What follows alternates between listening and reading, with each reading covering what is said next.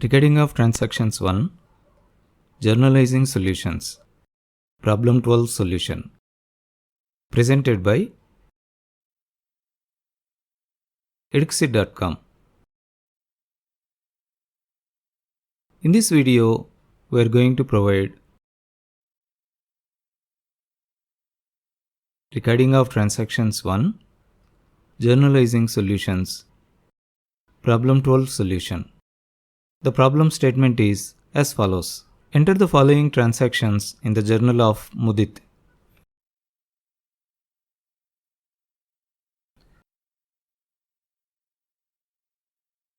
On 1st January, commenced business with cash 1,75,000 rupees. On the same day, building 1 lakh rupees. On 2nd January, goods purchased for cash 75,000 rupees. On 3rd January, sold goods to Ramesh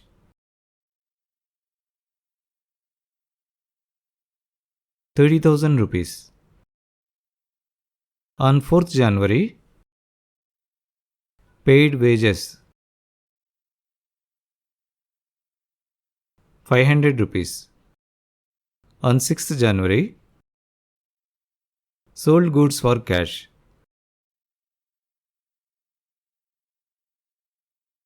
10,000 rupees. On 10th January, paid for trade expenses 700 rupees. On 12th January, cash received from Ramesh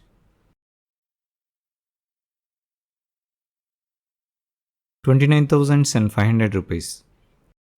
On the same day, discount allowed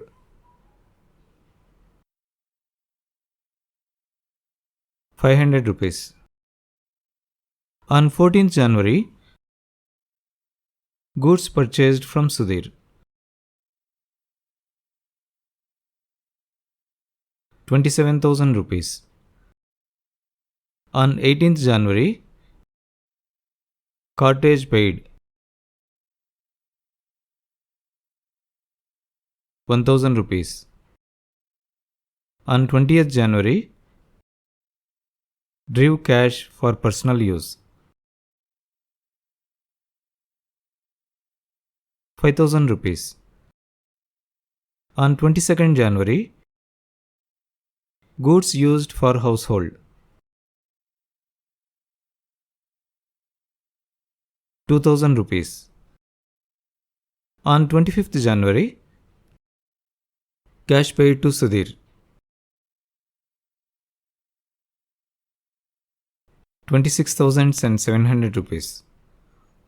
On the same day, discount received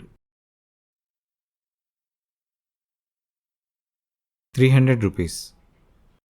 Before we proceed with the journalizing of these transactions, let us first recap the rules used for journalizing the transactions. In case of assets or expenses or losses, any increase in any of these should be debited and any decrease should be credited. Whereas in case of liabilities or capital or revenues or gains, any increase in any of these should be credited and any decrease should be debited. With these rules at our hand, let us proceed with the analysis of these transactions one by one. In the first transaction, the business is started with a cash of 1,75,000 rupees. So, in this transaction, the cash asset is introduced into the business. In other words, the cash asset of the business is increasing in this transaction. The rule to record an increase in the asset is to debit the corresponding assets account. In this case, the cash account should be debited. Also, as the owner is bringing a cash of 1,75,000 rupees, it is increasing the owner's equity or capital.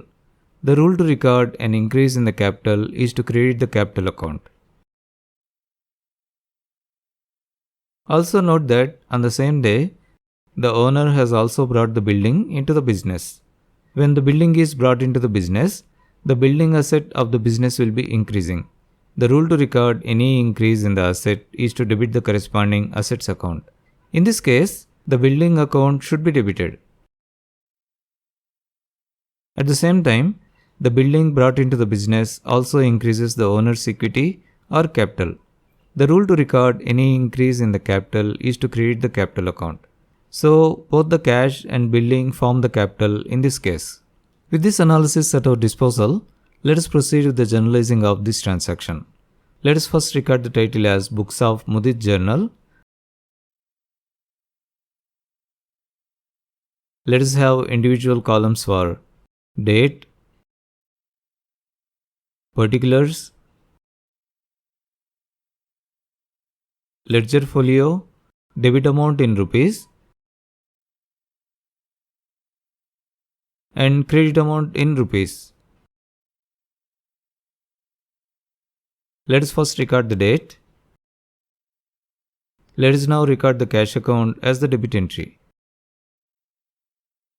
Let us then record the text DR to indicate that this is a debit entry. Let us also record the debit amount of 1,75,000 rupees into the debit amount column. Let us now record the building account as the other debit entry. Let us then record the text DR to indicate that this is also a debit entry. Let us also record the debit amount of 1 lakh rupees into the debit amount column. Leaving a margin, let us now record the credit entry. As you know, the credit entries start with 2. Let us now record the capital account as the credit entry. Let us also record the credit amount of 2,75,000 rupees into the credit amount column. We arrived at this amount of 2,75,000 rupees by adding 1,75,000 rupees of cash and 1 lakh rupees of building. The total will be 2,75,000 rupees. Let us then write the narration or description of this transaction. That is, being business started with cash and building. Let us now draw a line to mark the completion of journalizing of this transaction. That completes the journalizing of this transaction. Let us now take up the next transaction. In this transaction, goods worth of 75,000 rupees are purchased. Now, the purchase of goods falls under revenue expenses. In other words, the business is incurring an expense in this case. The rule to record an expense incurred is to debit the corresponding expenses account. In this case, the purchases account should be debited. At the same time, as these purchases are done by paying in cash, the cash asset of the business will be decreasing. The rule to record any decrease in the asset is to credit the corresponding assets account. In this case, the cash account should be credited.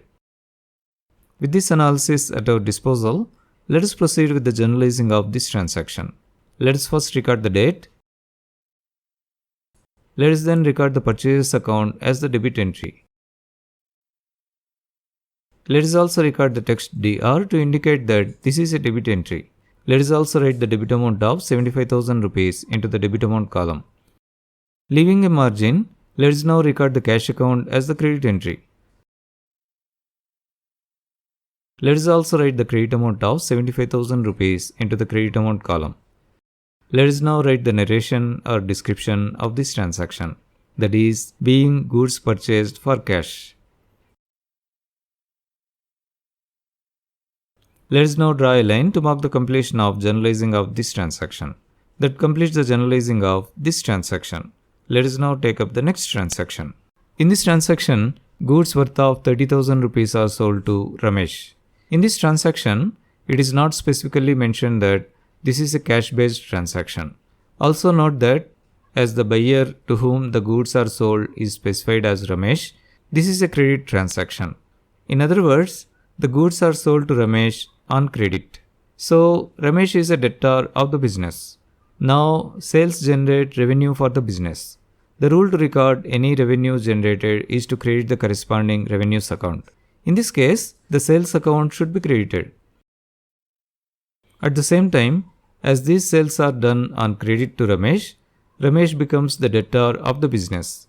In other words, the debtor asset of the business is increasing in this transaction. The rule to record any increase in the asset is to debit the corresponding assets account. In this case, the debtor Ramesh account should be debited.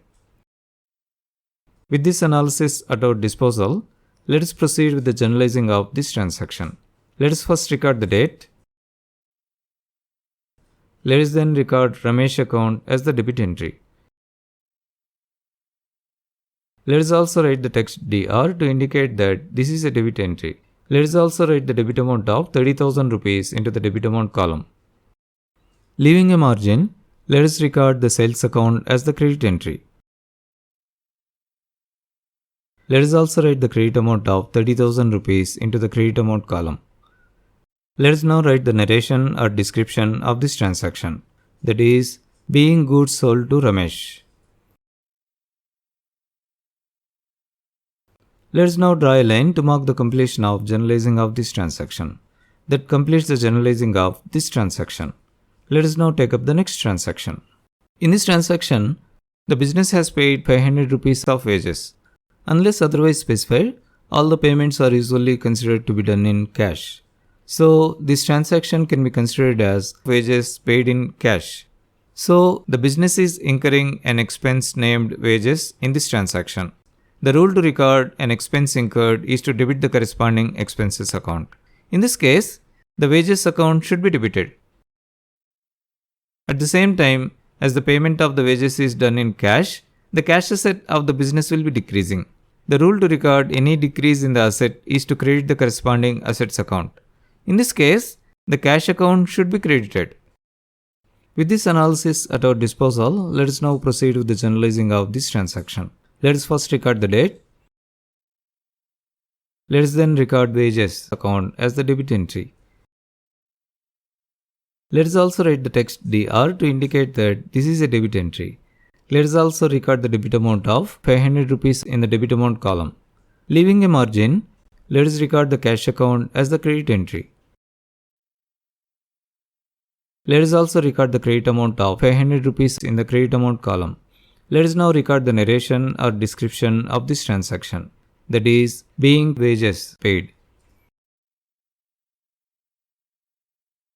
Let us now draw a line to mark the completion of generalizing of this transaction. That completes the generalizing of this transaction. Let us now take up the next transaction. In this transaction, goods worth of 10,000 rupees are sold for cash. Now, the sales generate revenue for the business. The rule to record any revenue generated is to credit the corresponding revenues account. In this case, the sales account should be credited. At the same time, as these sales are done in cash, the cash asset of the business will be increasing in this transaction. The rule to record any increase in the asset is to debit the corresponding assets account. In this case, the cash account should be debited. With this analysis at our disposal, let us proceed with the generalizing of this transaction. Let us first record the date. Let us now record the cash account as the debit entry. Let us also write the text DR to indicate that this is a debit entry. Let us also write the debit amount of 10,000 rupees into the debit amount column. Leaving a margin, let us record the sales account as the credit entry. Let us also record the credit amount of 10,000 rupees into the credit amount column. Let us now write the narration or description of this transaction, that is, being goods sold for cash. Let us now draw a line to mark the completion of generalizing of this transaction. That completes the generalizing of this transaction. Let us now take up the next transaction. In this transaction, the business has paid 700 rupees for trade expenses. Unless otherwise specified, all the payments are usually considered to be done in cash. So, this transaction can be considered as trade expenses paid in cash. So, in this transaction, the business is incurring an expense named trade expenses. The rule to record any expense incurred is to debit the corresponding expenses account. In this case, the trade expenses account should be debited. At the same time, as these trade expenses are paid in cash, the cash asset of the business will be decreasing. The rule to record any decrease in the asset is to credit the corresponding assets account. In this case, the cash account should be credited. With this analysis at our disposal, let us now proceed with the generalizing of this transaction. Let us first record the date. Let us then record the trade expenses account as the debit entry. Let us also write the text DR to indicate that this is a debit entry. Let us also record the debit amount of 700 rupees in the debit amount column. Leaving a margin, let us record the cash account as the credit entry. Let us also record the credit amount of 700 rupees in the credit amount column. Let us now record the narration or description of this transaction, that is, being trade expenses paid. Let us now draw a line to mark the completion of generalizing of this transaction. That completes the generalizing of this transaction. Let us now take up the next transaction. In this transaction, the business has received 29,500 rupees of cash from the debtor Ramesh. Note that this transaction is related to the transaction done on 3rd January, wherein the business has sold goods worth of 30,000 rupees to Ramesh on credit. From these 30,000 rupees, Ramesh is paying 29,500 rupees to the business. Also note that the remaining 500 rupees are considered as discount provided to Ramesh. So Ramesh doesn't have to pay any more to the business. In other words, even though he is paying only 29,500 rupees to the business is clearing all 30,000 rupees by providing him a discount. As you know, the discount allowed is an expense. Now Ramesh is a debtor of the business. As Ramesh is paying to the business, the amount that he owed to the business will be decreasing. In other words, the debtor asset of the business will be decreasing. The rule to record any decrease in the asset is to create the corresponding assets account. In this case, the debtor Ramesh account should be credited. At the same time, as the business is receiving 29,500 rupees of cash from Ramesh, the cash asset of the business will be increasing.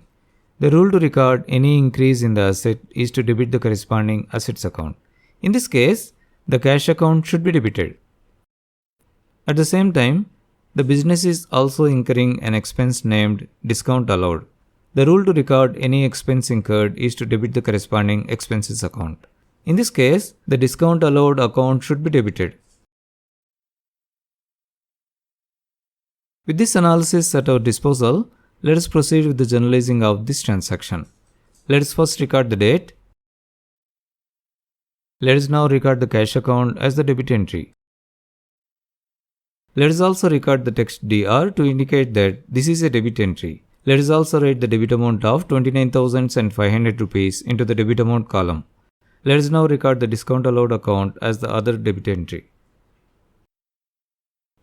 Here also we need to write the text DR to indicate that this is a debit entry. Let us also write the debit amount of 500 rupees into the debit amount column. Leaving a margin, let us now record Ramesh account as the credit entry.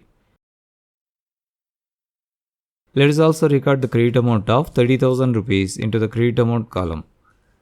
Note here that we are creating Ramesh account with 30,000s, though he has paid the business only 29,500, as the business has allowed a 500 rupees discount to Ramesh. Let us now record the narration or description of this transaction, that is, being cash received from Ramesh in full settlement. Let us now draw a line to mark the completion of generalizing of this transaction. That completes the generalizing of this transaction. Let us now take up the next transaction. In this transaction, the business has purchased goods worth of 27,000 rupees from the supplier Sudhir. Note here that it is not specifically mentioned that the goods are purchased for cash. Also, the supplier from whom the goods are purchased is given as Sudhir. So, this is a credit transaction. So, this transaction can be restated as goods purchased from Sudhir on credit. Now, the purchases are revenue expenses for the business. In other words, the business is incurring a revenue expense named purchases in this transaction. The rule to record an expense incurred is to debit the corresponding expenses account. In this case, the purchases account should be debited. At the same time, as these purchases are done on credit, the liability of the business to pay to the creditor Sudhir will be increasing. The rule to record any increase in the liability is to credit the corresponding liabilities account. In this case, the creditor Sudhir account should be credited. With this analysis at our disposal, let us proceed with the journalizing of this transaction. Let us first record the date. Let us then record the purchases account as the debit entry. Let us also write the text DR to indicate that this is a debit entry. Let us also write the debit amount of 27,000 rupees into the debit amount column. Leaving a margin, let us now record Sudhir account as the credit entry. Let us also record the credit amount of 27,000 rupees into the credit amount column. Let us now record the narration or description of this transaction, that is, being goods purchased from Sudhir on credit. Let us now draw a line to mark the completion of journalizing of this transaction. With that, we have completed the journalizing of this transaction. Let us now take up the next transaction.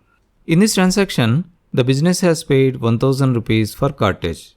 Remember that, unless otherwise specified, we consider all the payments to be done in cash.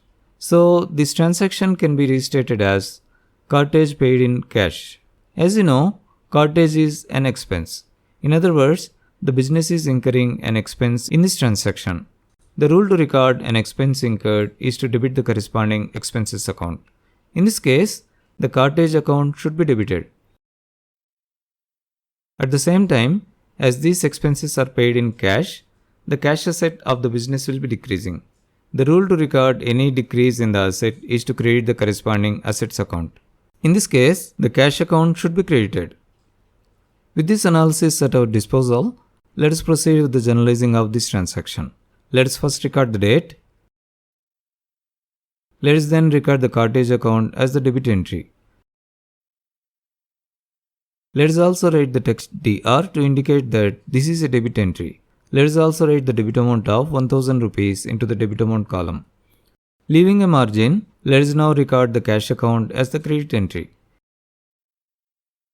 Let us also record the credit amount of 1000 rupees into the credit amount column.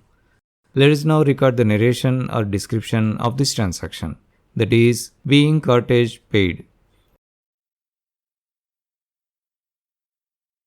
Let us now draw a line to mark the completion of journalizing of this transaction. That completes the journalizing of this transaction. Let us now take up the next transaction. In this transaction, the owner of the business has withdrawn 5000 rupees of cash. Note that the drawings reduce the capital.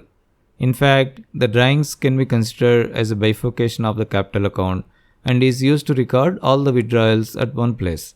This will help the businesses to keep the capital account clean. In other words, the drawings account is a contra account of the capital account. As you know, drawings result in reduction in the capital. The rule to record any reduction in the capital is to debit the corresponding capital account. In this case, the drawings account should be debited, not the capital account.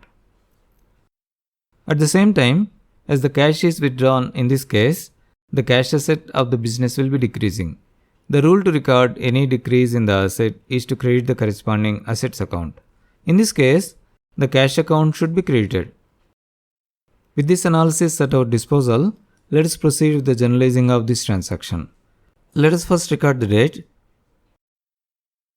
Let us then record the drawings account as the debit entry. Let us also write the text DR to indicate that this is a debit entry. Let us also write the debit amount of 5000 rupees into the debit amount column. Leaving a margin, let us now record the cash account as the credit entry. Let us also write the credit amount of 5000 rupees into the credit amount column. Let us now record the narration or description of this transaction, that is, being cash withdrawn for self. Let us now draw a line to mark the completion of journalizing of this transaction.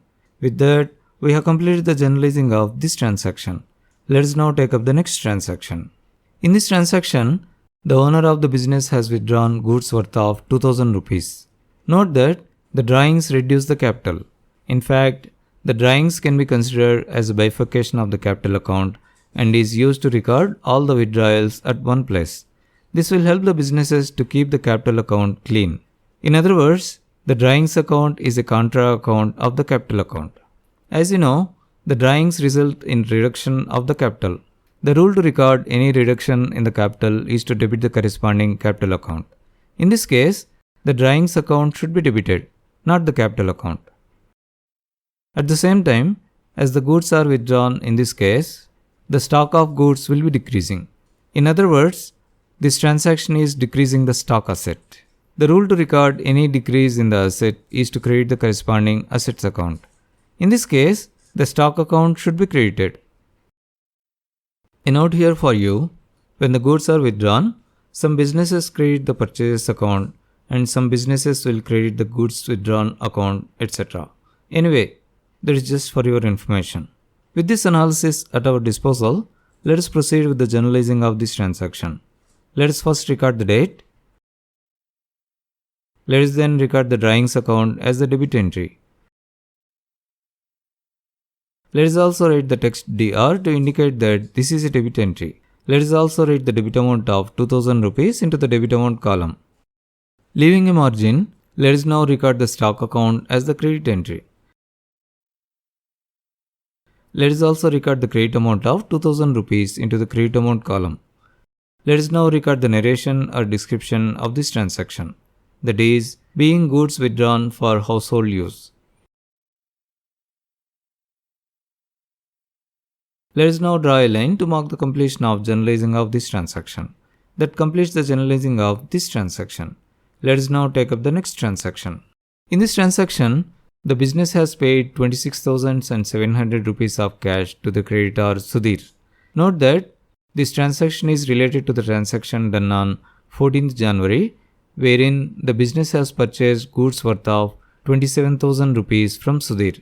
The business is now paying back 26,700 rupees of those 27,000 rupees. Also note that the business has received a discount of 300 rupees from Sudhir. So all the amount owed by the business to Sudhir will be settled in full. As the business is paying to the creditor in this transaction, the liability of the business to pay to the creditor Sudhir will be decreasing. The rule to record any decrease in the liability is to debit the corresponding liabilities account. In this case, the creditor Sudhir's account should be debited. At the same time, as the payment of the liability is done in cash, the cash asset available with the business will be decreasing. The rule to record any decrease in the asset is to credit the corresponding assets account. In this case, the cash account should be credited. At the same time, as the business is receiving a discount of 300 rupees, the revenue or gain of the business will be increasing. The rule to record any increase in the revenue is to credit the corresponding revenues account. In this case, the discount received account should be credited. With this analysis at our disposal, let us proceed with the journalizing of this transaction. Let us first record the date. Let us then record Sudhir's account as the debit entry. Let us also write the text DR to indicate that this is a debit entry. Let us also write the debit amount of 27,000 rupees into the debit amount column. Leaving a margin, let us now record the cash account as the credit entry. Let us also write the credit amount of 26,700 rupees into the credit amount column. Leaving a margin, let us now record the discount received account as the other credit entry. Let us also record the credit amount of 300 rupees into the credit amount column. Let us now record the narration or description of this transaction, that is, being cash paid to Sudhir and received discount. Let us now draw a line to mark the completion of journalizing of this transaction. That completes the journalizing of this transaction. In fact, we have completed the journalizing of all the transactions. The total of all the accounts in the debit amounts column is 4,83,200 rupees. Similarly, the total of all the accounts in the credit amounts column is 4,83,200 rupees. Thanks for watching. Edukseed.com is started to promote effective and efficient learning process to help the students with their learning requirements. To watch all our videos, please subscribe to our channel. Also, please click on the bell icon to receive a notification as soon as a new video is published. Please click on the like button if you like this video. Thanks for watching.